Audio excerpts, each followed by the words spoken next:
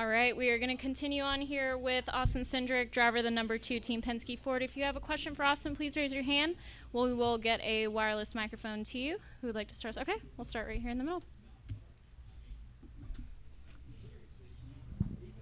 Eddie Kalegi, Motorsports Today. Austin, I know you have a road course racing background, so I was just curious, after your experience last week at Chicago, what you think the long-term viability is of Chicago and street racing in general in NASCAR. Yeah, I mean, I've always loved street course racing, but I think as an industry we definitely proved that it's something we can do for the future, really. I don't think there's a driver in the field that doesn't enjoy kind of the uniqueness of that event, being in the city, kind of having the city embrace us for the weekend, and it kind of being a bit of a different blip in the schedule as far as like your normal kind of day-to-day transitions. Even the crew guys in a lot of ways get to kind of explore a little bit more than maybe you would on a normal weekend. So, but as far as the racetrack, it's plenty big enough for us to go racing each time. So I just hope that we can go there one year and not have the crazy weather and time limitations and all that. And but otherwise, I could easily see it being kind of a classic race on the schedule.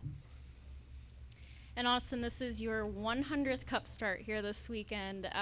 Just what does that mean to you going into that? It means, I don't know, time flies, I guess. I still, in some ways, feel like I'm pretty new to all this, but yeah, it's crazy to kind of think 100 starts, but yeah, it's been fun. Gotta keep getting better though, but yeah, first 100's been good. Make the next 100 great. I'm Chopper Motorsports Today. So Austin, you mentioned the Chicago street race, but with the uniqueness of the Cup Series schedule, we have a street race, Pocono, the Brickyard 400 next week. How does the diversity of tracks, I guess, with your mentality of the race and just being able to go week to week, especially with playoffs coming up, how do you adjust on a week-to-week basis?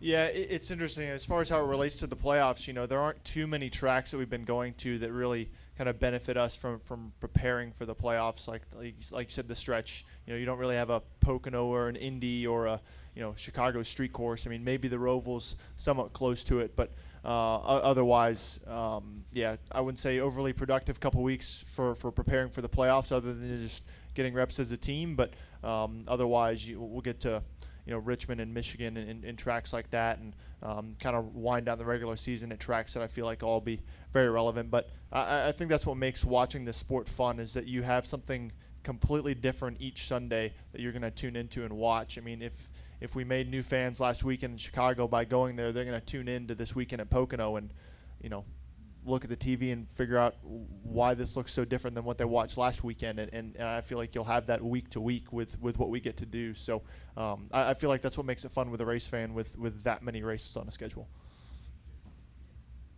Additional questions for Austin? Okay. Elliot Hicks with In Between Media. You're the last Ford driver to make it to victory lane here in Xfinity in 2021 in the Cup Series. No Fords won since 2020, and then dating back to 2017 before that.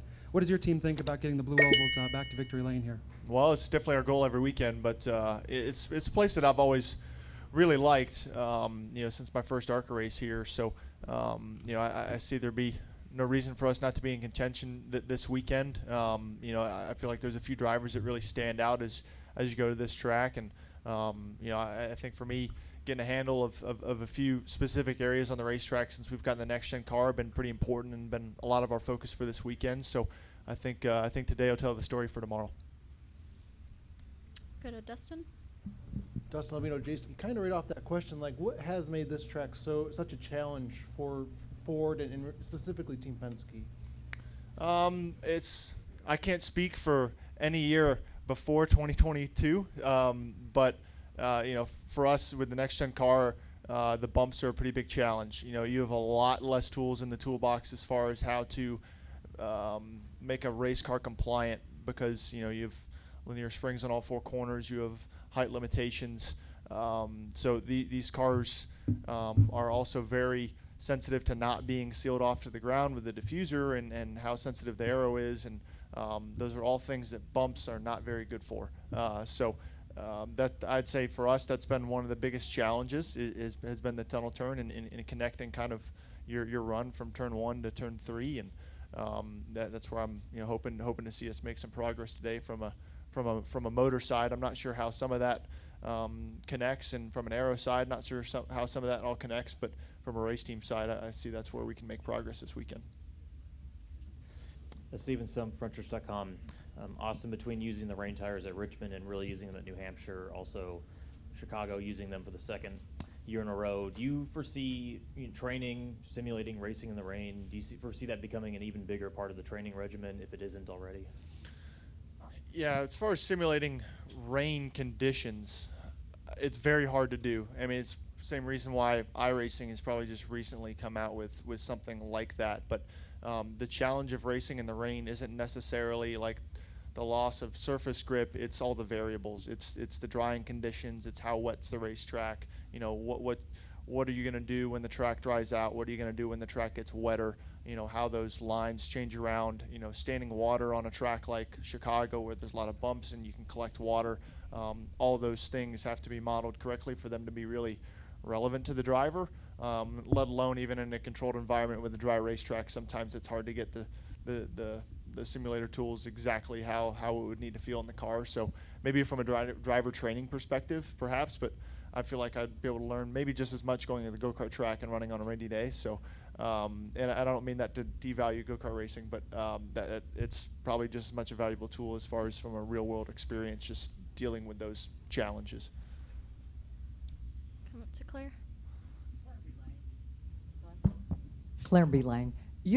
When you see the races ending with a specific time for it to end, we've seen that lately. What's that like for the driver in the cockpit, and how do you change your mentality? Do you like it? It's exciting to watch, but what's it like to navigate? Yeah, well, it's interesting that it came up in the truck race last night as well. It hasn't really come up too many times before last weekend, and I think NASCAR's ability to kind of adjust from what happened last year with the end of the race, and there are teams, including myself, in the 2023 Chicago race that kind of took a gamble knowing that sunlight was going to be an issue, and we benefited from it. Other teams were upset because it wasn't clear, and I think NASCAR made it very, very clear what the guidelines were for the end of the race. Everyone was able to really understand what the strategy would look like. So from there, it was much more about just planning on what tires you're going to have on for the end of the race, and because I think some guys that kept reins on had an advantage, and some guys that put dries on that were at the back of the field like myself had an advantage. So I think NASCAR couldn't be any more clear about how they did that. So I would think that's probably going to be kind of guidelines moving forward. Really, as soon as they know, I think they'll make it pretty clear to the race teams. Do you like it? Doesn't really matter to me. I don't really get to have an opinion, but I mean, your restrictions are your restrictions as far as from light and any other factors. But it doesn't really change my day at all. I know, times versus laps, it's all kind of one and the same depending on how you do the math. But caution flags, I feel like, put the biggest variable on a timed race, because if that race wouldn't have had all those cautions at the end, there would have been a lot more green flag laps, and dry tires probably would have had more of an advantage at the end of the race. But it's just how it goes. Bharat from Lucky Dog on Track. Here.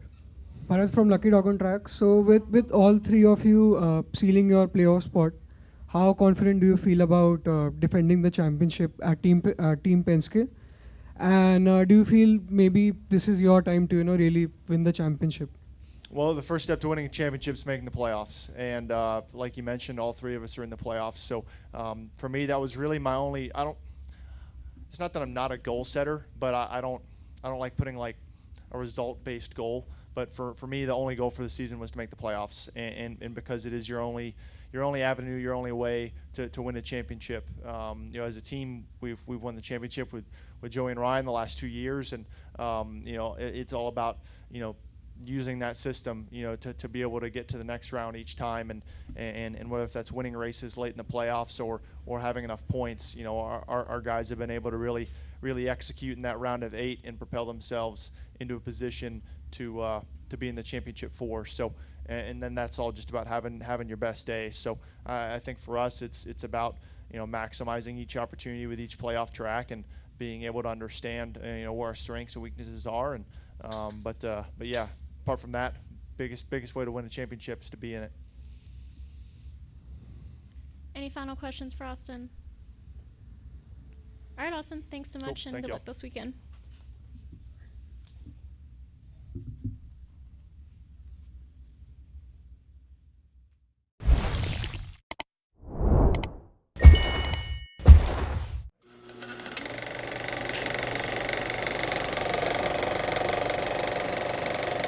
All right, there's the checkered flag. Great job, driver.